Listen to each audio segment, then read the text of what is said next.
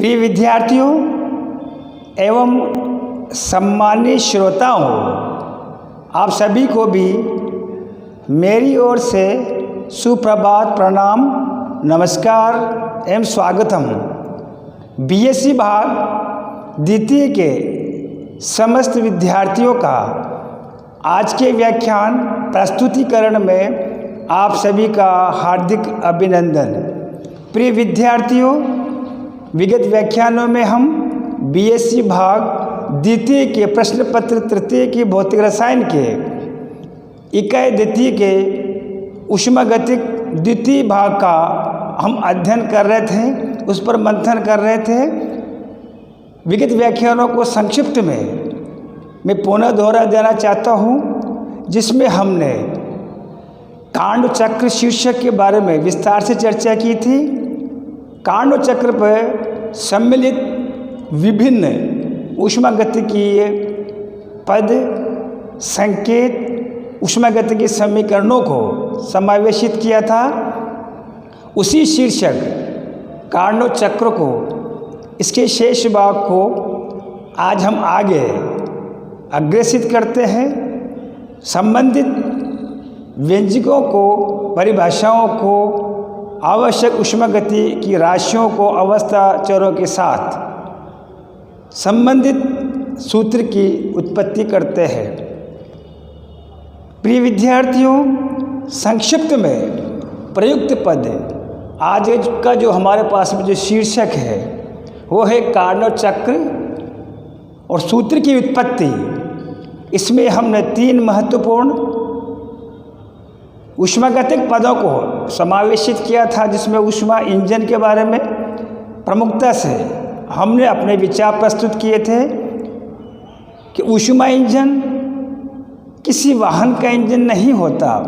ऊष्मा इंजन ऊष्मागतिक कार्यों को, अवशोषित ऊष्मा को कार्यों के रूप में परिकलित करने हेतु जो चुनी गई, जो काल्पनिक सिलेंडर उपकरण जो था, उसको हमने ऊष्मा इंजन के रूप में सुपरिभाषित किया था। अगला वाला पद जो पद था, उसमें ऊष्मा सोर्स था, जो ऊष्मा भंडार अथवा ऊष्मा कुंडिका से संबंधित था। ऊष्मा भंडार अथवा ऊष्मा कुंडिकाएँ है वे युक्तियाँ होती हैं जिनके सर्वत्र भाग पर तापमान समान होता है। ये 2 प्रकार की होती है। प्रथम प्रकार की जो होती है वो ऊष्मा स्रोत होता है। ऊष्मा स्रोत उस तंत्र को कहा जाता है जिसके सर्वत्र भाग पर तापमान समान लेकिन उच्च हो। इस तापमान को T2 के द्वारा प्रदर्शित किया जाता है।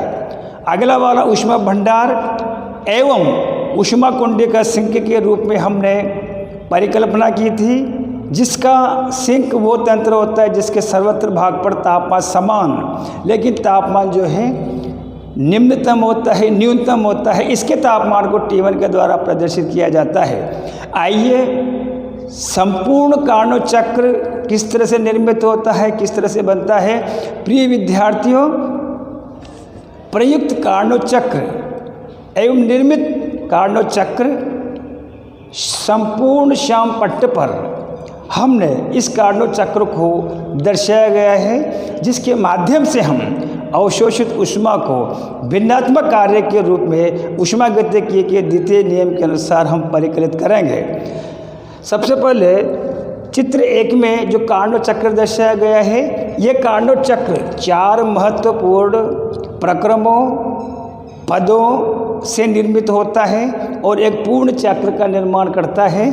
यहाँ पर देखेंगे आप समतापी प्रक्रम A से B है। इससे आप जो है इस वाला जो हमारे पास में जो है ठीक मेरे बाएं तरफ जो है चक्र बना हुआ है, इससे सम्मिलित कर सकते हैं। समतापी प्रकार A से B है। रुद्धोष्म प्रकार या प्रसार जो है ये B से C की ओर है और समतापी संपीड़न C से D की ओर है। और ये वाला जो कर्व जो है रुद्धोष्म संपीड़न D से A की ओर दर्शाता है।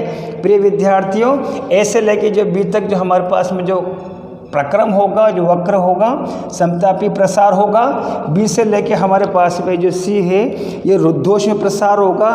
ठीक सामने लेकिन विक्रम विपरीत सी से लेकर के जो डी तक होगा ये समतापी, ए से लेकर बी तक समतापी प्रसार है, तो इसका उल्टा जो है समतापी संपीड़न होगा।